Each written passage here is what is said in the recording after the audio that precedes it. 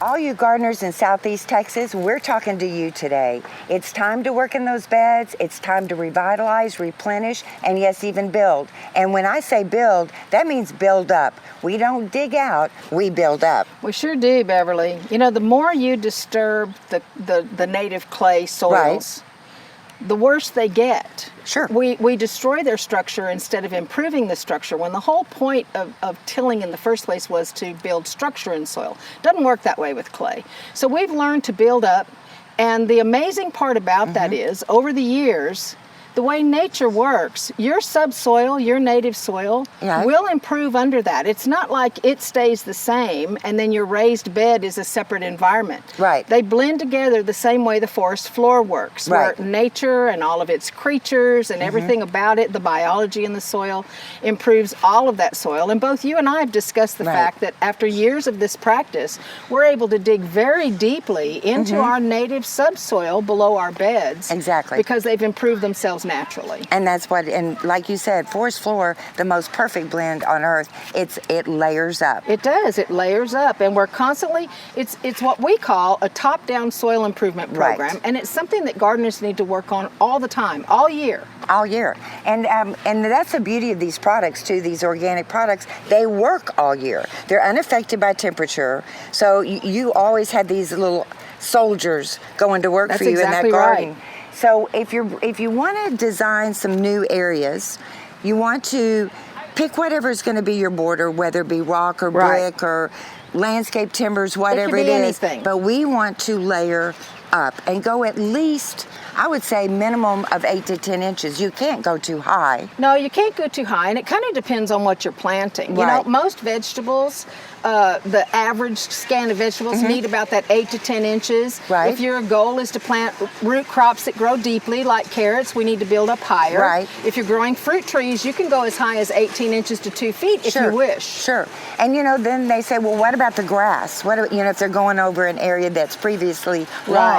Well, you can put down a layer of newspaper. Yes. Then you just put the soil amendments. When you go 6 inches or more, you're going to literally kill anything that's there. Yes. And it's just going to compose down to become compost itself. Right. You don't need to remove your turf at all. No. And like you say, newspaper, cardboard, anything like that breaks down.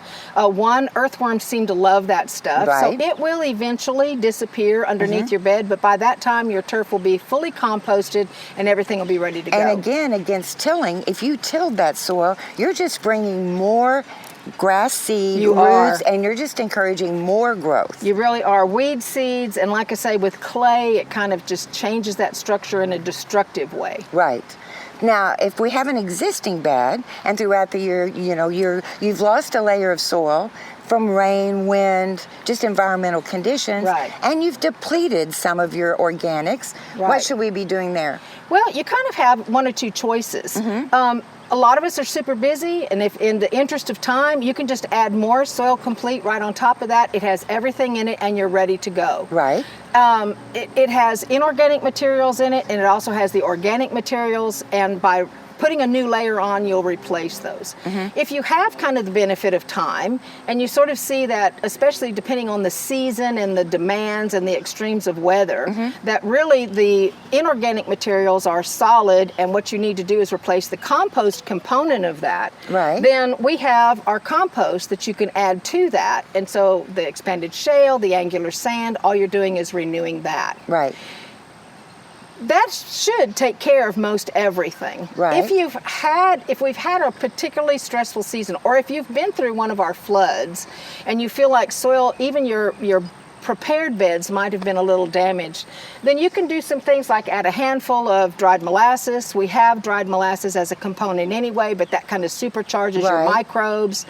If we've had a particularly hot year, or like I say, a flooding situation, a sprinkling of mycorrhiza fungi will kick it off. And then after you plant, soak everything down with EM1 and you're ready to go. The one element we really haven't discussed is what do we do about nutrition? Right. And so when you build a brand new bed and you're charging that bed for the beginning of the season, a cup per square foot is what we're going to use. And when you first complete. put it out, it seems like a lot. But when you think about the fact that even some of our short season vegetables are 6 to 8 weeks to harvest. Right. And then our longer term things like bedding plants or some of our longer term vegetables, things like okras and squashes that'll last a long period of time, we need to side dress those occasionally. And those, when I regenerate a new bed, take a crop out and get ready to plant a new one, I add another half a cup. Because I know that not everything is depleted, but I want to keep that nutrition level up in between. So and that's the where key our food is the complete goes. consistency. It's consistency. And just remembering that this whole thing is designed with nature in mind. Right. And that nature is constantly using and replenishing those things.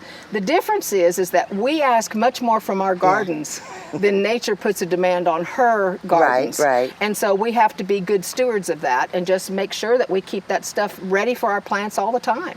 And one product I want to mention real quick is this expanded shale. Right. It is an instant and permanent amendment Yes. to aerate dense soil. Right. But in sandy soil, it also helps regulate more even moisture. And to that end, that is why it is in the Soil Complete and it is in the Compost Complete. Right.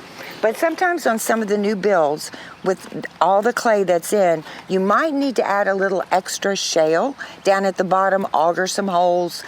Right. Make those areas breathe. Of drainage. And you also kind of need to guide it by what are you planting? If Exactly. you know that you're planting something that requires that extra drainage, Right. or if you've had problems with a plant where you know that drainage has been its issue, working this in even around an existing root system can help provide that aeration absolutely. to the roots. Absolutely. So, how easy is that? It's pretty darn easy, Beverly, and it's that idea that we're going to do this on a regular basis and just Right. be good stewards of the soil and just don't mess with the topsoil. Nature will do that for you. Perfect. Thanks, Angela. You bet.